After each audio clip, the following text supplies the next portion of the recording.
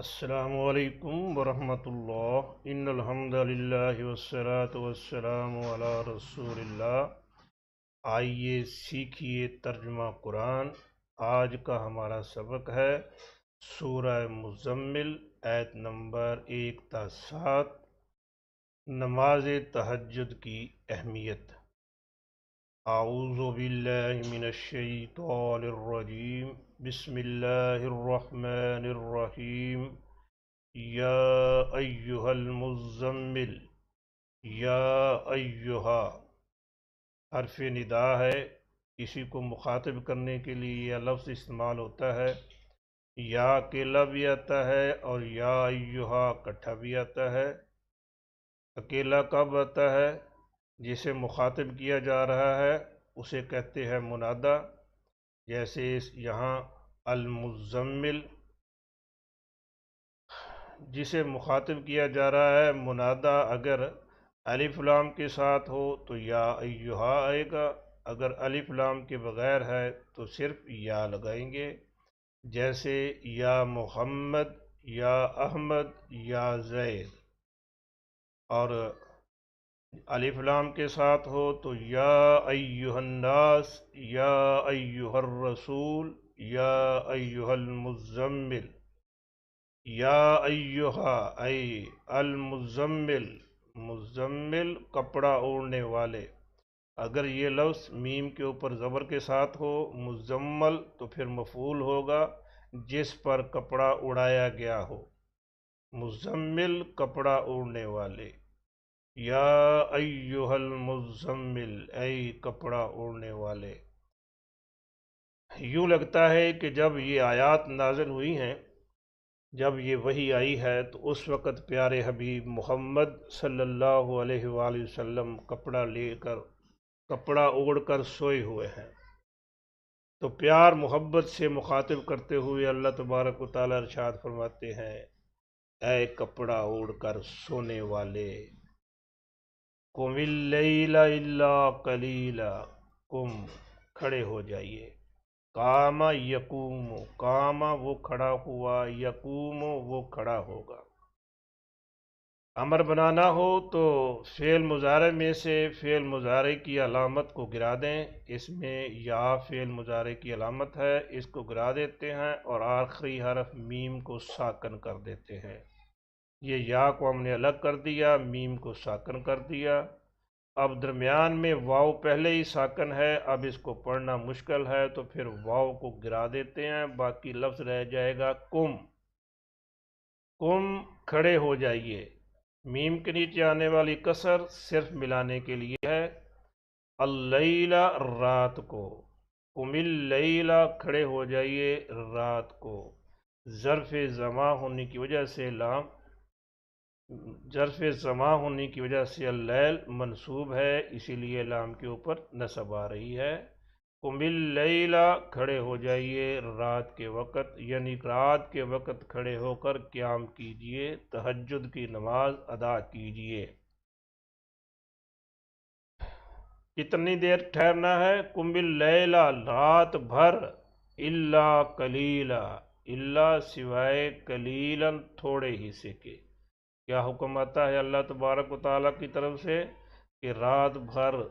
کھڑے ہو کر قیام کیجئے، چلیے تھوڑا سا حصہ آرام کر لیجئے۔ پھر اگلا حکم آ جاتا ہے نصفہ او انقص منہ، نصفہ آدھا اس کا، نصف آدھا، ہو اس کا، کس کا؟ اللیلہ رات کا، رات کا آدھا حصہ قیام کیجئے۔ او یا انقص، ناقص ینقص، ناقص اس نے کمی کی، ینقص وہ کمی کرتا ہے۔ اب اس سے امر بنانا ہو تو فعل مضارع کی علامت کو گرا دیجئے اور آخری حرف کو ساکن کر دیجئے۔ جب فعل مضارع کو علامت کو گرا کر اس کی جگہ پر الف لگا دیتے ہیں، آخری حرف ساکن کر دیا، اب الف کے اوپر کیا پڑھنا ہے اس سے آگے دیکھیں گے۔ اس سے آگے آنے والے حرف کاف کے اوپر پیش آ رہی ہے تو الف کے اوپر بھی پیش لگا کے اس کو حمزہ بنا دیتے ہیں۔ انقص کمی کیجئے، او یا انقص کمی کیجئے، واو کے نیچے آنے والی کسر یہ صرف ملانے کے لیے ہے، اصل لفظ ہے او، انقص کمی کیجئے، من ہو من سے، ہو اس، کس میں سے، آدھی رات میں سے، آدھی رات قیام کیجئے، اوین کس من ہو یا اس میں کمی کر لیجئے، قلیلاً تھوڑی سی، آدھی رات کھڑے ہو جائیں یا اس میں سے تھوڑا کم کر لیں۔ یا ایہا المزمل، اے چادر اوڑھنے والے، اے کپڑا اوڑھنے والے، قم اللیل الا قلیلا، بہت سو لیا اب کھڑے ہو جائیے، اب کام کرنے کا وقت ہے، رات کو قیام کیجئے۔ قم اللیل الا قلیلا، رات بھر کھڑے ہو جائیے سوائے کچھ حصے کے، نصفہ او انقص منہ قلیلا، نصفہ اس کا آدھا، او یا انقص کم کر دیجئے، منہ اس سے، منہ اس میں سے، قلیلاً تھوڑا سا، نصفہ او انقص منہ قلیلا، اس کا آدھا یا کم کر دیجئے اس میں سے تھوڑا سا، او زد علیہ ورتل القرآن ترتیلا،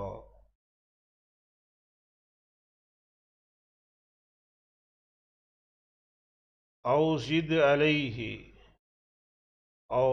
یا زد زیادہ کیجئے، زیادہ یزید، زیادہ اس نے بڑھایا، یزید وہ بڑھاتا ہے،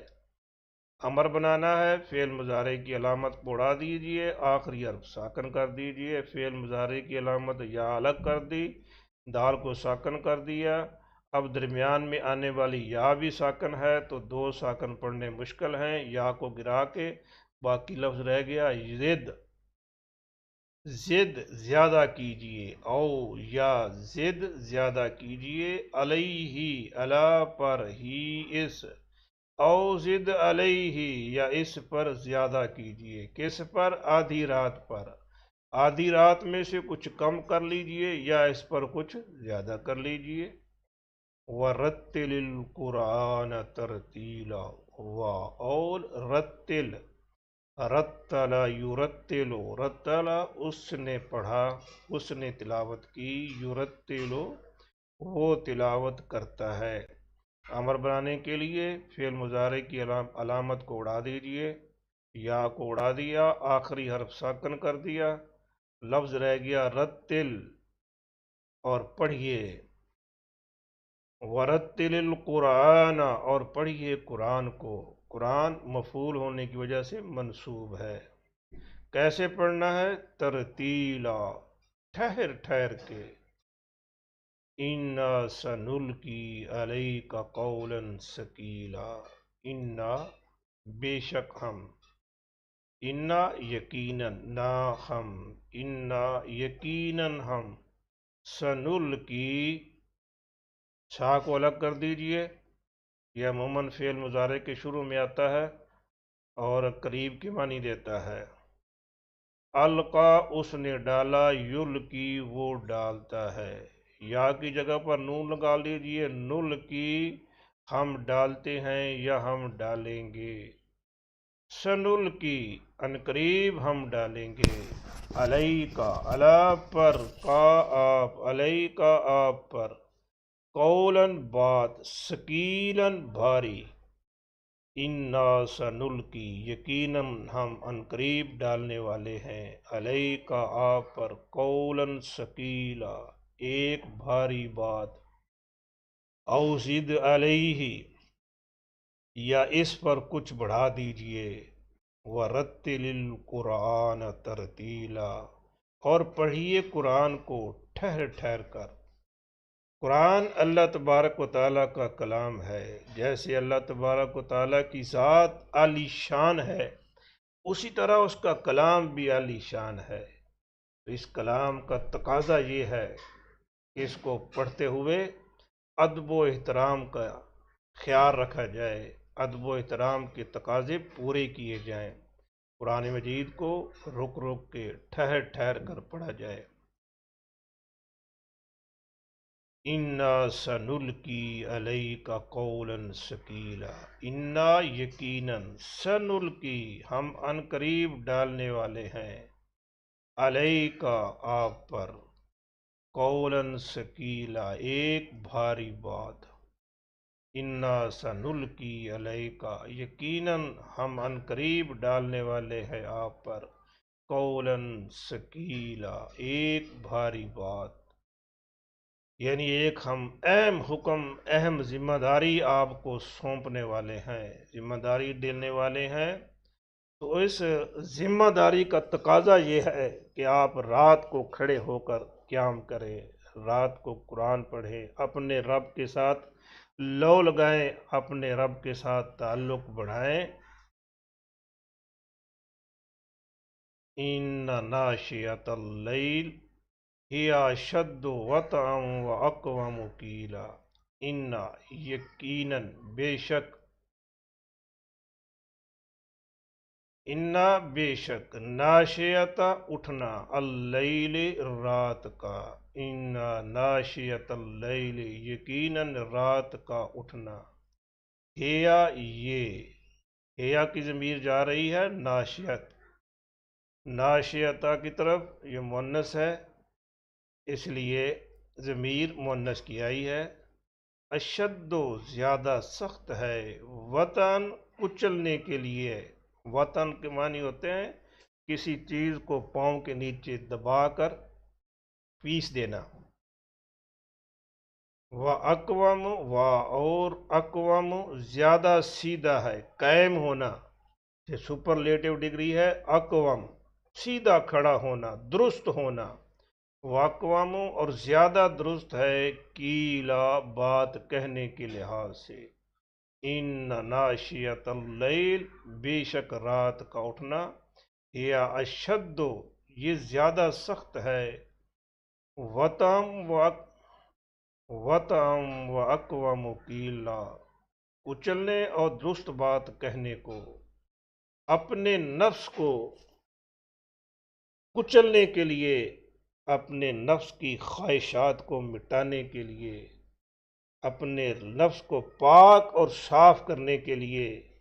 رات کا قیام بہت ضروری ہے، بہت اہم ہے۔ واقوام و قیلا بات صحیح اور درست کہنے کے لیے بھی ایک رات کا قیام بہت ضروری ہے کہ آپ نے صبح کے وقت لوگوں کو دعوت دینی ہے، اللہ کا پیغام دینا ہے، کہ آپ صحیح صحیح بات، درست بات کہہ سکے، درست بات پر قائم رہیں، اس کے لیے ضروری ہے کہ رات کو کھڑے ہو کر اپنے رب کے ساتھ مناجات کریں، اپنے رب کے ساتھ تعلق جوڑیں، اپنے رب کے سامنے گریہ زاری کریں، کیونکہ یہ بہت اہم ذمہ داری ہے۔ جتنی ذمہ داری اہم ہو، جتنا کام اہم ہو، اس کا تقاضا یہ ہے کہ اتنا ہی اللہ تبارک و تعالیٰ کے ساتھ تعلق کو گہرا بنایا جائے۔ ان لک فی النہار سبحا طویلا، ان یقیناً لک لا لیے کا آپ کے، فی النہار فی میں، النہار دن، فی النہار دن میں،